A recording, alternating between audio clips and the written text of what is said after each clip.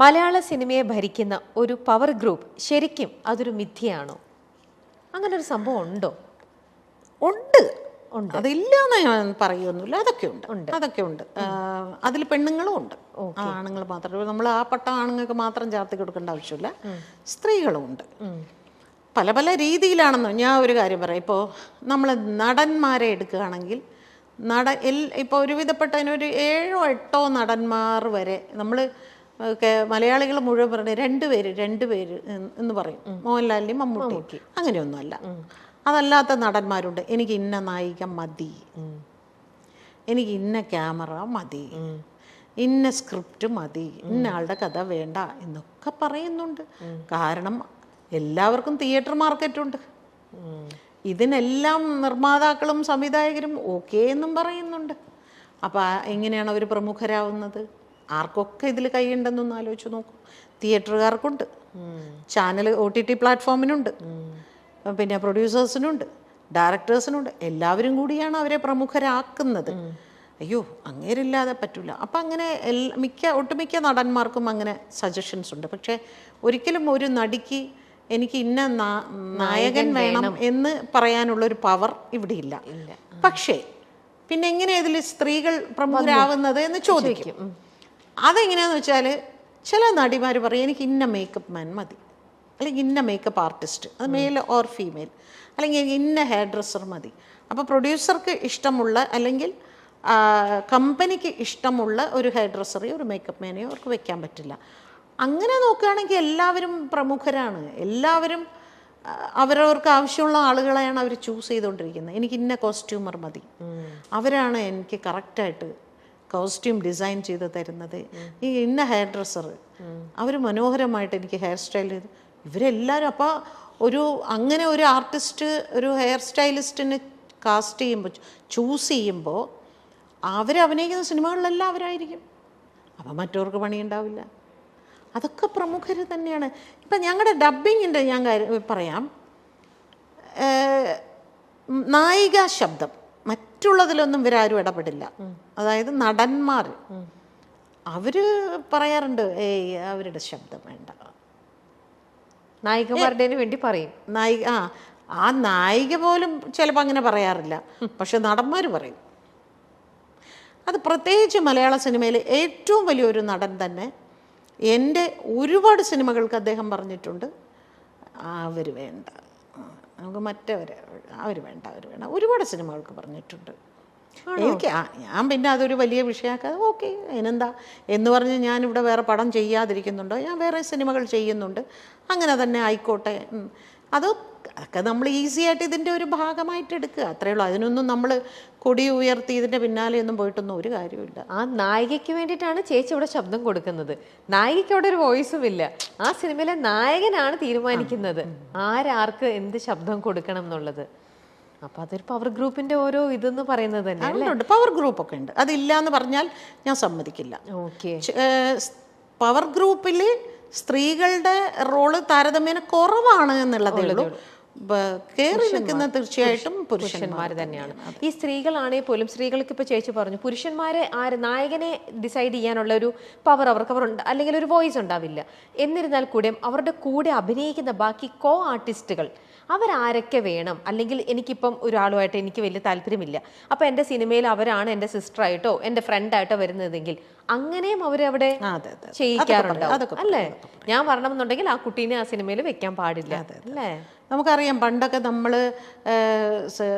പ്രേം നസീർ സാറിൻ്റെ കാലത്തൊക്കെ Naseer sir shooting സെറ്റിൽ പോയിരിക്കുമ്പോഴാണ് ഓരോ ആർട്ടിസ്റ്റിന് ഇതിലേത് കഥാപാത്രമാണ് ചെയ്യുന്നത് എന്ന് സാറ് ചോദിക്കുമ്പോഴാണ് സാറിന് അറിയുന്നത് സാറിൻ്റെ അനിയത്തിയായിട്ട് അവരാണെന്ന്. ഇന്നങ്ങനെയല്ല.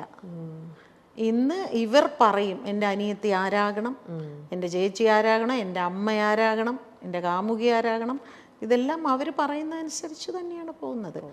പക്ഷെ അതൊന്നും ഒരു നിയമം കൊണ്ടൊന്നും അതൊന്നും മാറ്റാനൊന്നും പറ്റില്ല. പക്ഷെ അത് മലയാളത്തിൽ മാത്രമല്ലല്ലോ ഇപ്പൊ ഗ്രൂപ്പ് ഉള്ളത്. ഇവിടെ കുറവാ അല്ലേ? പുറത്തേക്കൊക്കെ ഇവിടെ കുറവാണ്. അവിടെ ഏത് തിയേറ്റർ റിലീസ് ചെയ്യണമെന്ന് വരെ അവർ തീരുമാനിക്കും.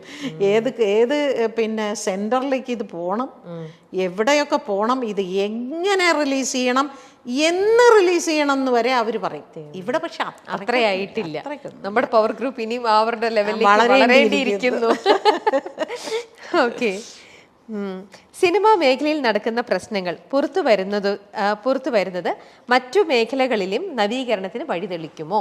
സിനിമയിൽ വരുന്നത് മറ്റു മേഖലകളിൽ നമ്മുടെ ഇപ്പം നടന്നുകൊണ്ടിരിക്കുന്ന സംഭവം സിനിമയിൽ മാത്രമുള്ളതല്ലല്ലോ. ഈ സംഭവങ്ങളൊക്കെ വേറെ ഏത് ഇൻഡസ്ട്രിയിലും വേറെ എല്ലാ മേഖലകളിലും ഉള്ളതാണ്. അല്ല, ഇതുപോലെ ഒരു കമ്മിറ്റി എല്ലാ മേഖലയിലും വരണം എന്ന് എനിക്കൊരാഗ്രഹമുണ്ട്. രാഷ്ട്രീയത്തിൽ ഒരു കമ്മിറ്റി കൊണ്ടുവരണം. എത്രമാത്രം ഇത്തരത്തിലുള്ള പ്രശ്നങ്ങൾ അവിടുത്തെ സ്ത്രീകൾ അനുഭവിക്കുന്നുണ്ട് പറയണം. അതുപോലെ ആശുപത്രികളിൽ, ജോലി സ്ഥലങ്ങളിൽ, പിന്നെ ഈ പറയുന്ന സർക്കാർ, ഇവിടെയൊക്കെ ഇതുപോലെ ഓരോ കമ്മിറ്റി വെക്കട്ടെ. അപ്പം അറിയാം. ഇപ്പോൾ സിനിമയാണല്ലോ ഏറ്റവും അധികം ചെളിവാരി എറിഞ്ഞുകൊണ്ടിരിക്കുന്നത്. ഇനി മീഡിയയ്ക്കുള്ളിലും വരണം. സ്ത്രീകൾ പ്രതികരിക്കാൻ മടിക്കുന്നത് ഭീഷണിയെയും വെല്ലുവിളികളെയും പേടിച്ചാണെന്ന് കരുതുന്നുണ്ടോ? ഭീഷണി ഉണ്ടാവും, ഡെഫിനറ്റ്ലി ഉണ്ടാവും അല്ലേ? അതുകൊണ്ട് തന്നെ ഞാൻ നേരത്തെ പറഞ്ഞ കാര്യത്തിലും ഉണ്ട്. ഒരു വിരട്ടലൊക്കെ എല്ലായിടത്തും ഉണ്ടാവും. ഇപ്പോൾ ഞാനിപ്പോൾ ഇവിടെ വന്നിരുന്ന് തുറന്ന് സംസാരിക്കുന്നതിന് എനിക്ക് എൻ്റെ ജീവിതത്തിൽ ഞാൻ ആദ്യമായിട്ടാണ് ഈ ഹേമ കമ്മിറ്റി റിപ്പോർട്ട് വന്നതിന് ശേഷം എൻ്റെ പ്രതികരണങ്ങൾ കൊണ്ട് എനിക്കിപ്പോൾ നിരന്തരം ഭീഷണി ഫോൺ കോൾസ് വരുന്നുണ്ട്.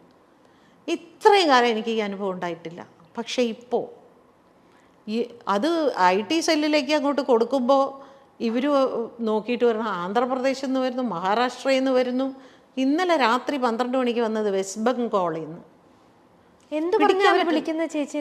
വെട്ടിക്കളയും, കൊന്നുകളയും, അടിക്കും എന്നൊക്കെ പറഞ്ഞാണ് ഈ വിളിക്കുന്നത്. അവിടുന്ന് വിളിക്കുന്നവങ്ങളെല്ലാം മലയാളികൾ തന്നെ, മലയാളികളാണ് വിളിക്കുന്നത്. അതാണ് രസം. നല്ല മനോഹരമായ മലയാളത്തിൽ സംസാരിക്കുന്നു. ഇന്നലെ വിളിച്ച് എന്നെ ഭീഷണിപ്പെടുത്തത്, നീ ഡ്രഗ് മാഫിയക്കെതിരെ ഇറങ്ങുമോടി എന്ന് ചോദിച്ചുകൊണ്ട്. പൊതുവേദിയിൽ വാക്പോരുമായി പാർവതി തിരുവോത്തും ഭാഗ്യലക്ഷ്മിയും. WCCയുമായി ബന്ധപ്പെട്ടാണ് ഇരുവരും തമ്മിൽ വാക്ക് തർക്കമുണ്ടായത്. ഭാഗ്യലക്ഷ്മി പലപ്പോഴായി WCCക്കെതിരെ ഉന്നയിക്കുന്ന വിമർശനങ്ങൾ ഇതാദ്യമായിട്ടാണ് നേർക്കുനേർ ചർച്ചയാകുന്നത്. അത്യന്തം നാടകീയമായിരുന്നു ഇരുവരുടെയും ചോദ്യങ്ങളും ഉത്തരങ്ങളും. കേരള ലിറ്ററേച്ചർ ഫെസ്റ്റിവൽ വേദിയിൽ സ്ത്രീയും സിനിമയും എന്ന വിഷയത്തെ ആസ്പദമാക്കിയുള്ള ചർച്ചയ്ക്കിടയിലായിരുന്നു സംഭവം. സിനിമാ ലോകത്ത് സ്ത്രീകൾ അനുഭവിക്കുന്നതും നേരിട്ടതുമായ വിഷയങ്ങളും ഹേമ കമ്മിറ്റി റിപ്പോർട്ടും പരാമർശിച്ച് സംസാരിച്ച പാർവതി WCC സിനിമയിലെ സ്ത്രീകൾക്കായി തുറന്നുവെക്കുന്ന ഇടത്തെപ്പറ്റി സംസാരിച്ചു. നമുക്ക് എന്തും തുറന്നു പറയാനുള്ള ഒരു ഇടമുണ്ട്. അവിടെ ആർക്കും വന്ന് പറയാനുള്ളത് പറയാം. വിമർശിക്കാനുള്ളവർക്കും അവിടേക്ക് വരാമെന്ന് പാർവതി പറഞ്ഞു. ഇതിനു മറുപടിയായിട്ടാണ് കാണികൾക്കിടയിൽ നിന്ന് ഭാഗ്യലക്ഷ്മി സംസാരിച്ചു തുടങ്ങിയത്. WCCയോടുള്ള നിർദ്ദേശം എന്ന മട്ടിലാണ് ഭാഗ്യലക്ഷ്മി സംസാരിച്ചു തുടങ്ങിയത്. ഈ ഓർഗനൈസേഷൻ കുറച്ചുകൂടി ആളുകൾക്ക് സംരക്ഷണം കൊടുക്കുന്ന രീതിയിലാകണം. ഇരുന്ന് സംസാരിക്കാനും അവരോടൊപ്പം കുറച്ചു സമയം ചെലവഴിക്കാനുമുള്ള ഒരു സ്പേസ് നൽകാനുള്ള ഒരു ശ്രമം WCC നടത്തിയാൽ നല്ലതാണെന്ന് എനിക്ക് തോന്നുന്നു. കുറെ കൂടി ആളുകൾ നിങ്ങളിലേക്ക് വരാൻ ശ്രമിക്കും. ഞങ്ങൾ എങ്ങനെയാ മാഡം അവരുടെ അടുത്തേക്ക് പോകേണ്ടത് എന്ന് എന്നോട് സ്ത്രീകൾ ചോദിക്കാറുണ്ട്. ഡബ്ബിംഗ് ആർട്ടിസ്റ്റുകളല്ല, അവർക്ക് പരാതിയില്ല എന്ന് തന്നെ വെച്ചോളൂ. ചോദിക്കുന്നത് മറ്റൊരുപാട് ആർട്ടിസ്റ്റുകൾ, ടെക്നീഷ്യൻസ് ആയിട്ടുള്ള സ്ത്രീകൾ, അങ്ങനെ പലരും. ഞങ്ങൾ എങ്ങനെയാ മാഡം അങ്ങോട്ട് പോകേണ്ടത്, ആരുടെ അടുത്തേക്കാണ് പോകേണ്ടത് എന്ന് ചോദിക്കുന്ന ഒരു ചോദ്യം ഇവിടെ നിൽക്കുന്നുണ്ട്. അപ്പോൾ അതുകൂടി ഒന്ന് നിങ്ങൾ പരിഗണിക്കണം എന്നുകൂടിയാണ് എനിക്ക് ഇത്രയും ആളുകളുടെ മുന്നിൽ വെച്ച് നിങ്ങളോട് പറയാനുള്ളത്. ഞാൻ ഇവിടെ വെറുതെ ഇരുന്ന് കേട്ടിട്ട് പോകാം എന്ന് കരുതി തന്നെയാണ് വന്നത്. പക്ഷേ എനിക്ക് അങ്ങനെയല്ല തോന്നിയത്. എന്റെ ഭാഗത്ത് നിന്നുള്ള ഒരു സജഷൻ ഉണ്ടാകണം എന്ന് ഭാഗ്യലക്ഷ്മി പറഞ്ഞു.